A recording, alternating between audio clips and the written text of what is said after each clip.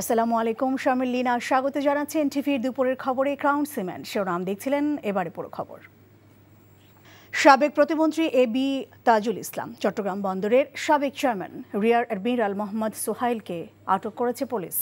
আটক করা হয়েছে আওয়ামী লীগ নেতা আহমদ হোসেনকেও।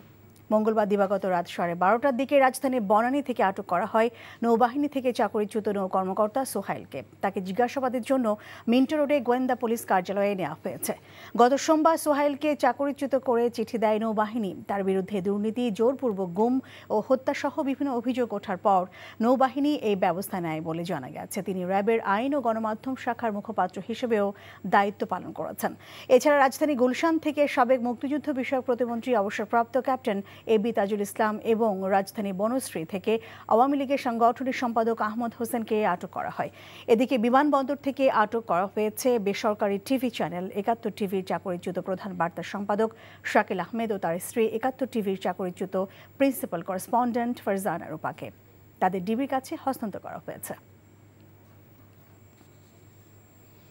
দর্শক, এই মুহূর্তে ডিবি কার্যালয়ে আছেন আমাদের সিনিয়র করেসপন্ডেন্ট আপেল শাহরিয়ার। আমরা সরাসরি যুক্ত হচ্ছি তার সঙ্গে সেখানকার পরিস্থিতি জানার জন্য। আপেল, গতরাত থেকে যাদের আটক করা হয়েছে, তো তাদের আদালতে তোলার বিষয়ে কি তথ্য আছে সর্বশেষ আপনার কাছে আমরা জানতে চাই।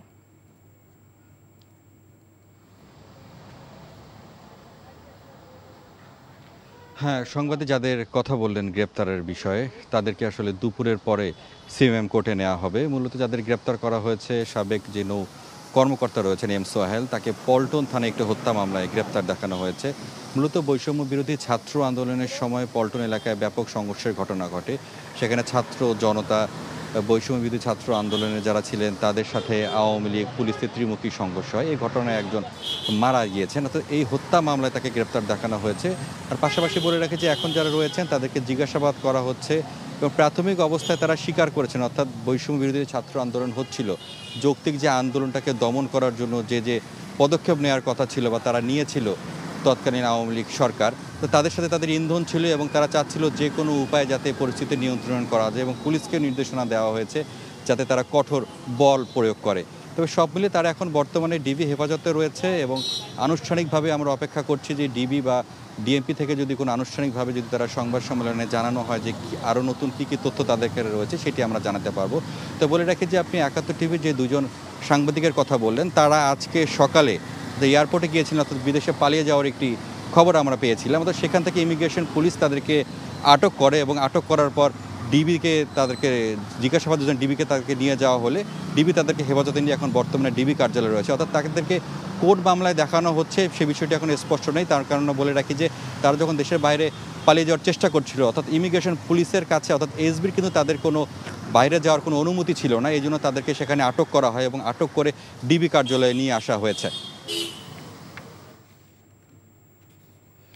মিন্টো রোডে ডিবি কার্যালয় থেকে জানছিলাম আটককৃতদের সর্বশেষ তথ্য।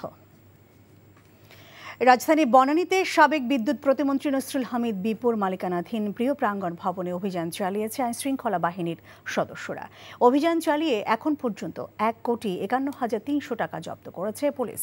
উদ্ধার করা হয়েছে একটি রিভলভার এবং ৫০ রাউন্ড গুলি। মঙ্গলবার মধ্যরাতে ভবনটিতে অভিযান শুরু হয়। এ সময় ভবনটি ঘিরে রাখে সেনাবাহিনী, পুলিশ ও র্যাব সদস্যরা।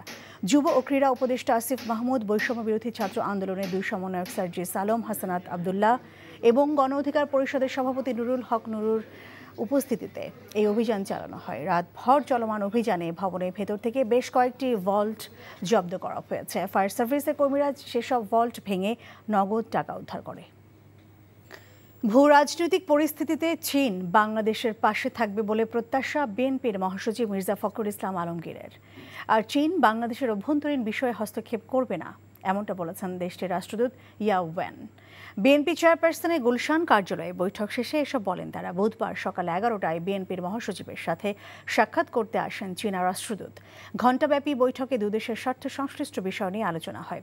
ডক্টর খন্দকার মোশাররফ হোসেন, মঈন খান, আলতাফ হোসেন চৌধুরী ও ব্যারিস্টার কায়সার কামাল বৈঠকে উপস্থিত ছিলেন। বৈঠক শেষে মির্জা ফখরুল বলেন, বাংলাদেশের জনগণের প্রতি চীন তাদের অঙ্গীকার অব্যাহত রাখবে। চীনের সাথে বাংলাদেশের সম্পর্ক আরও গভীর হবে বলে আশা প্রকাশ করেন বিএনপির মহাসচিব। চীনা রাষ্ট্রদূত বলেন, চীন বাংলাদেশের স্বাধীনতা সার্বভৌমত্বকে সমর্থন করে বলে জানিয়েছেন দেশটির রাষ্ট্রদূত ইয়াওয়েন অন্তর্বর্তী সরকারকে সমর্থন জানানোর কথা জানিয়ে রাষ্ট্রদূত প্রত্যাশা ব্যক্ত করেন অল্প কিছু দিনের মধ্যে পরিস্থিতি স্বাভাবিক হবে। দীর্ঘ 12 বছর দায়িত্ব পালনের পর পদত্যাগ করেছেন নাজমুল হাসান পাপন। তার জায়গায় স্থলাভিষিক্ত হয়েছেন সাবেক অধিনায়ক ও প্রধান নির্বাচক ফারুক আহমেদ। পাপন 12 বছর দায়িত্ব পালন করলেও এর মাঝের সময়টুকুতে বাংলাদেশ জাতীয় দল পায়নি দীর্ঘমেয়াদী কোনো সাফল্য। এক যুগে সাবেক বিসিবি সভাপতির দৃশ্যমান ব্যর্থতা নিয়ে ডেস্ক রিপোর্ট নিলয় মজুমদারের। দেশের রাজনৈতিক পরিস্থিতির পট পরিবর্তনে বিসিবিতেও বুধবার এসেছে পরিবর্তন। 12 বছর ধরে সভাপতির পদ ধরে রাখা নাজমুল হাসান পাপনকে বিদায় করে এখন সভাপতি সাবেক অধিনায়ক ফারুক আহমেদ। গত এক যুগে জাতীয় দল বেশ কিছু টুর্নামেন্ট ও সিরিজে বিচ্ছিন্ন সাফল্য পেলেও এর মাঝে দৃশ্যমান উন্নতি হয়নি সামগ্রিক বাংলাদেশ ক্রিকেটের। ক্রিকেট বিশ্বে চতুর্থ ধনী বোর্ড হলেও মনোযোগহীন থেকে গেছে ঘরোয়া ক্রিকেট। আইপিএলের পরপর বিপিএলের মতো ফ্র্যাঞ্চাইজ ক্রিকেট টুর্নামেন্ট চালু হলেও তা পায়নি কোনো লাভজনক কাঠামো।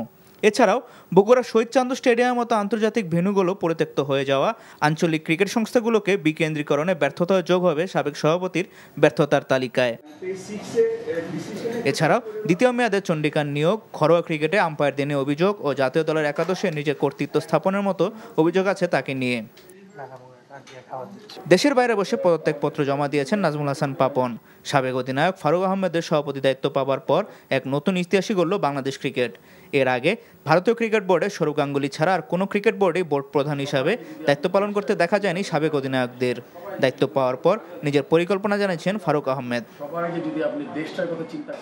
লক্ষ্য তো অনেক বড়। বাংলাদেশ প্রধান লক্ষ্য দেশের সম্মান বৃদ্ধি, উজ্জ্বল করা, দেশের মুখ প্লাস দ্য টিমকে একটা জায়গায় দেখতে চাই। তো সেক্ষেত্রে এটা তো একটা অনেক বড় একটা ব্যাপার, কীভাবে দেখব। সো অনেক জায়গায় আমাদের কাজ করতে হবে। আপনারা জানেন যে অনেক দিন ধরে কাজ হয়েছে, হয় নাই, অনেক কোশ্চেন আছে। বাট আমাদের প্রধান এবং প্রধানতম দায়িত্ব হচ্ছে আমার যে ক্রিকেটকে এগিয়ে নিয়ে যাওয়া। Niloy Majumdar, NTV sports desk. গত 16 বছর যাবৎ অন্যায়ভাবে বরখাস্তকৃত, চাকরিচ্যুত এবং ওএসডি হওয়া 55 জন পুলিশ কর্মকর্তার চাকরি ফেরত এবং যাদের বয়স নেই তাদের চুক্তিভিত্তিক পদায়নের দাবি জানিয়েছেন 55 পুলিশ কর্মকর্তা। আজ সচিবালয়ে স্বরাষ্ট্র উপদেষ্টার কাছে এসব দাবি জানান তারা। পুলিশ ক্যাডারের এই কর্মকর্তারা জানান অন্যায়ভাবে 26 জনকে বাধ্যতামূলক অবসরে এবং 2 জনকে 5 বছর ধরে জেলে রাখা হয়েছে। অন্যায়ভাবে যাদেরকে চাকরিচ্যুত করা হয়েছে তাদেরকে ন্যায্য সম্মান দিয়ে বৃহস্পতিবারের মাঝে চাকরি ফেরত দেয়া এবং যাদের চাকরির বয়স নেই তাদেরকে যোগ্য স্থানে চুক্তিভিত্তিক পদায়নের দাবি জানান। এছাড়া ছাত্র আন্দোলনের সময় হত্যায় দায়ীদেরকে চাকরিচ্যুত করারও দাবি জানান তারা। যাদেরকে এই যে আমরা 50 জন অফিসার এখানে একত্রিত হয়েছে, অন্যায়ভাবে যাদেরকে বিচ্যুত করা হয়েছে, চাকরিচ্যুত করা হয়েছে, প্রত্যেককেই তাদের ন্যায্য সম্মান এবং ন্যায্য পদোন্নতি এই জিনিসগুলো তাদেরকে অনতিবিলম্বে আগামী 48 ঘন্টার মাঝে গভর্নমেন্ট অর্ডার করে আমাদেরকে এই সম্মান ফিরিয়ে দিতে হবে। জামায়াতে ইসলামীর আমির ডক্টর শফিকুর রহমান বলেছেন দেশ জুলুমের শাসন থেকে মুক্তি পেয়েছে। সকালে চট্টগ্রাম পৌঁছে মেডিকেল কলেজ হাসপাতালে আন্দোলনে আহতদের দেখতে গিয়ে তিনি এ কথা জানান। হাসপাতাল থেকে বেরিয়ে শহীদ পরিবারের কয়েকজন সদস্যের সাথে সাক্ষাৎ করেন জামায়াত আমির। পরে নগরীর লালখান বাজারে শহীদ ওমর ফারুকের বাসায় গেলে শোকাবহ পরিবেশের সৃষ্টি হয় সেখানে। পরিবারটিকে সান্ত্বনা দিয়ে তিনি বলেন ওমর ফারুকের শহীদ মৃত্যুর মাধ্যমে আল্লাহ জাতিকে নাজাত দিয়েছেন।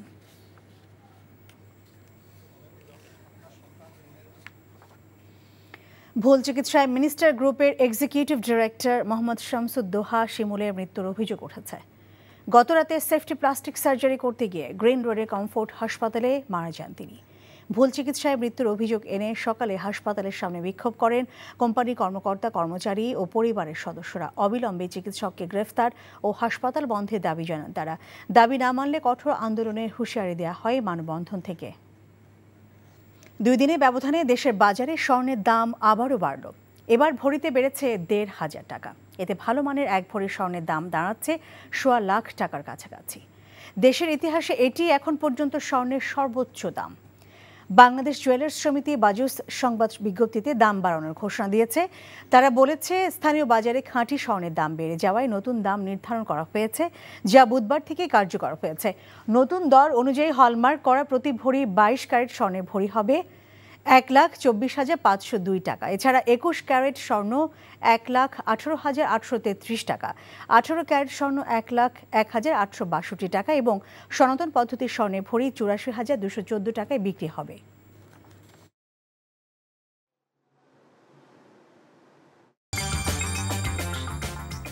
এই ছিল দুপুরের খবরে। এই খবরের ভিডিও সহ আপডেট জানতে ভিজিট করুন এনটিভি অনলাইন www.ntvpt.com। এছাড়াও এনটিভি জনপ্রিয় সব অনুষ্ঠান ও খবরের আপডেট জানতে ভিজিট করুন আমাদের ইউটিউব ভেরিফাইড ফেসবুক পেজ। 5টা দেশের খবর দেখার আমন্ত্রণ রইল। এতক্ষণ সঙ্গে থাকার জন্য ধন্যবাদ সবাইকে।